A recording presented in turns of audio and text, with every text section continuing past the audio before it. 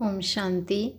आज 20 सितंबर 2024 की प्रातः मुरली में बाबा ने कहा, मीठे बच्चे, तुम्हें बाप समान खुदाई खिदमतगार बनना है। संगम पर बाप आते हैं तुम बच्चों की खिदमत करने, सेवा करने। मीठे बच्चे, तुम्हें बाप समान खुदाई खिदमतगार बनना है। संगम पर बाप आते हैं तुम बच्चों की खिदमत करने, सेवा करने। हमें बाबा के समान, खुदा के समान खिदमतगार बनना है और इस संसार के सभी बच्चों की सेवा करनी है, उन्हें पावन बनाने की सेवा करनी है। तभी हम इस स्वमान को धारण कर पाएंगे, खुदाई खिदमतगार के स्वमान को। बाबा कहते हैं, प्रश्न पूछा है, यह पुरुषोत्तम संगम युग ही सबसे सुहावना और कल्याणकारी है, कैसे? यह पुरुषोत्तम संगम युग ही सबसे सुहावना और कल्याणकारी है, कैसे? उत्तर है, इसी समय तुम बच्चे स्त्री और पुरुष दोनों से ही उत्तम बनते हो। स्त्री और पुरुष दोनों से ही उत्तम बनते हो, पुरुषोत्तम बनते हो। यह संगम युग है ही कलयुग अंत और सतयुग आदि के बीच का समय। इस समय ही बाप तुम बच्चों के लिए ईश्वरीय यूनिवर्सिटी खोलते हैं, जहाँ तुम मनुष्य से देवता बनते हो। ऐसी यूनिवर्सिटी सारे कल्प में कभी नहीं होती। इसी समय सबकी सद्गति होती है। पुरुषोत्तम संगम युग हमारे लिए सुहावना कल्याणकारी इसलिए है क्योंकि स्वयं भगवान बाप आकर, वो भी हमारे लिए आकर, ईश्वरीय यूनिवर्सिटी खोल रहे हैं कि हम बच्चे उसमें पढ़कर पतित से पावन बन सके। सबसे ज़्यादा कल्याण की और सुहावनी बात यही है कि वो आए हैं और हमारे लिए आए हैं। तो बाबा ने आगे धारणा के लिए मुख्य सार में कहा है, फर्स्ट पॉइंट है, इस रावण राज्य में रहते पतित लोक लाज कुल की मर्यादा को छोड़ बेहद बाप की बात माननी है। गृहस्थ व्यवहार में रहते कमल फूल समान रहना है। बाबा ने हमें परमिशन दे दी है कि हमें इस रावण राज्य में रहते पतित लोकलाज कुल की मर्यादा को छोड़ देना है। इसमें बाबा की परमिशन है हमें।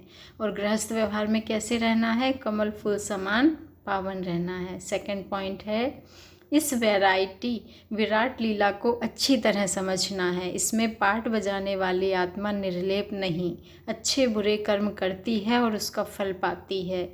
इस राज को समझकर श्रेष्ठ कर्म करने हैं। क्या कहा सेकंड पॉइंट में बाबा ने?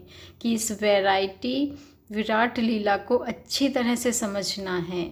तो बच्चों ने कहा, बाबा विराट लीला समझ में नहीं आ रही है। तो बच्चों को बाबा ने कहा, बच्चे ठीक है, एक पॉइंट से समझाते हैं, समझो। बाबा ने उदाहरण में कहा कि इसमें बच्चे सुनो, इसमें पाठ बजाने वाली आत्मा निर्लेप नहीं है, लेप छेप में आती है, अच्छे बुरे कर्म करती है और उसका फल पाती है। ये राज बाबा ने हमें बताया। तो बाबा ने कहा, इस राज को समझकर बच्चे आपको क्या करना है? श्रेष्ठ कर्म ही करने हैं। वरदान है, बाप के संस्कारों को अपने ओरिजिनल संस्कार बनाने वाले शुभ भावना शुभकामनाधारी भव।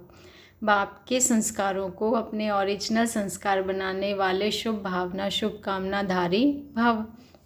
आज का स्वमान है, मैं शुभ भावना शुभकामनाधारी आत्मा हूँ। मैं बाप के संस्कारों को अपने ओरिजिनल संस्कार बनाने वाले शुभ भावना शुभकामनाधारी आत्मा हूँ।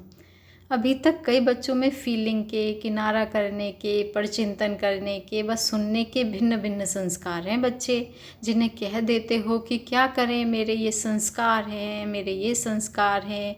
ये मेरा शब्द ही पुरुषार्थ में ढीला कर देता है। यह रावण की चीज़ है, मेरी नहीं है। लेकिन जो बाप के संस्कार हैं वही ब्राह्मणों के ओरिजिनल संस्कार हैं।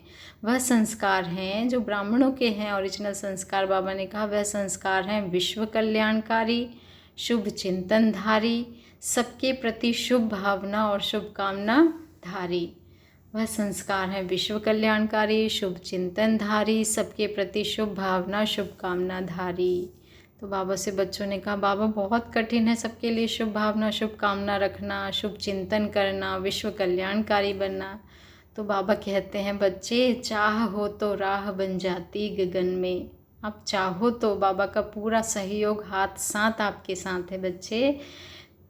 जब आप बाप का हाथ और साथ लेकर चलते हैं, पुरुषार्थ करते हैं, तो आप निश्चित ही विश्व कल्याणकारी, शुभ चिंतनधारी, शुभ भावना शुभकामनाधारी बन जाते हैं। स्लोगन है, जिनमें समर्थी है वही सर्व शक्तियों के खजानों के अधिकारी हैं। जिनमें समर्थी है, पवित्रता की ताकत है, सामर्थ्य है, वही सर्व शक्तियों के खजाने का अधिकारी है। स्लोगन है, जिनमें समर्थी है वही सर्व शक्तियों के खजाने के अधिकारी हैं। अच्छा, ओम शांति, ओम शांति, ओम शांति। शुक्रिया बाबा, शुक्रिया।